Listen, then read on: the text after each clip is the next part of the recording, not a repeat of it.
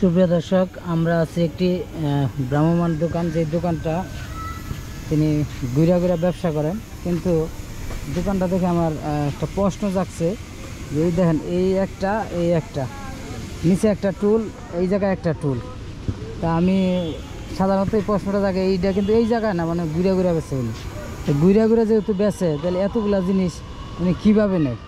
এই প্রশ্ন করাতে উনি কী জানি করলেন, আমরা বুদ্ধি থাকতে শ্বশুর বাড়িতে খাইটা খাওয়ার প্রয়োজন পড়ে না। আচ্ছা আচ্ছা, একটু জোরে কোন। বুদ্ধি থাকতে শ্বশুর বাড়িতে খাইটা খাইতে প্রয়োজন পড়ে না। আচ্ছা, ওনার এই কথাটা আমার ভালো লাগছে, তাই আমি এই জায়গায় আটকে আমি ভাবতে আছি যে এটা আসলে কীভাবে সম্ভব, কিন্তু আমি হিসাব মিলাইতে পারতেছি না। আমি একবার মিলাইলাম যে এটার উপরে থয়, তাহলে তো নিচে তাও দুইটা টুল থাকে, তাহলে এটা মাথায় লওয়ার পরে দুইটা টুল দুই হাতে লওয়া তো সম্ভব না।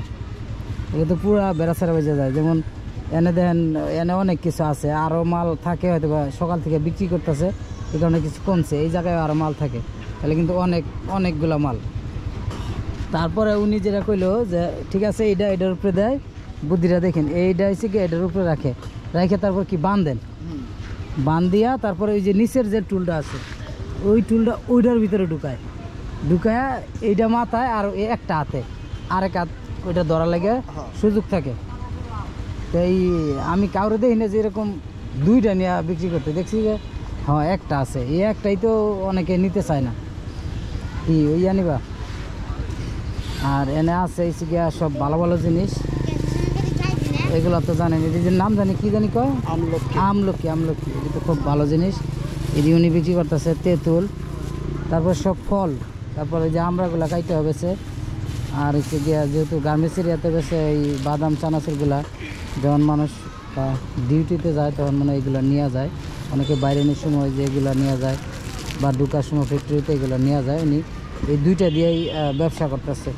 তো আমি যত এই ধরনের দোকানদার দেখছি যারা ঘুরে ঘুরে ব্যবসা করে, সর্বোচ্চ একটাই দেখছি, আর একটা ওই যে নিচের ওগুলা থাকে, আর একটা এরকম খাসি থাকে, কিন্তু উনি দুইটা নিয়েই ঘুরে করতেছে। আমি প্রথমে দূর থেকে ভাবছিলাম যে মানে দোকানদার দুইজন, দিয়ে যে না আর কেউ নাই, উনি একলাই। তো যাই হোক, সুন্দর আপনার এই বুদ্ধিটা, আমার মানে এই বুদ্ধিটা আপনি পাইলেন কীভাবে আইডিয়া করলেন? অনেক আগে থেকেই করি এই দুইটা দিয়াই। এই যে আপনার এইটা যে এটার ভিতরে ঢুকবো, এটা ওই মাপেই বানানো হয়েছে, ওই টুলটা এটার ভিতরে ঢুকে যায়, এটা খারাপভাবে ঢুকে, ওটা আর পরে যাবো না। আর এটার উপরে থিয়া এটা বান দিবেন, এই যন্ত্রপাতি কাপড় আছে, ও এটার ভিতরে। ও আচ্ছা, দেন সব এই জায়গায় করা। ও এটা তো মানে আপনি যদি পয়রাও যান তাহলে তো মাল করবো না। আমি যদি পয়রাও যাই আমার মাল পড়বে না, এই কাপড় দেওয়া।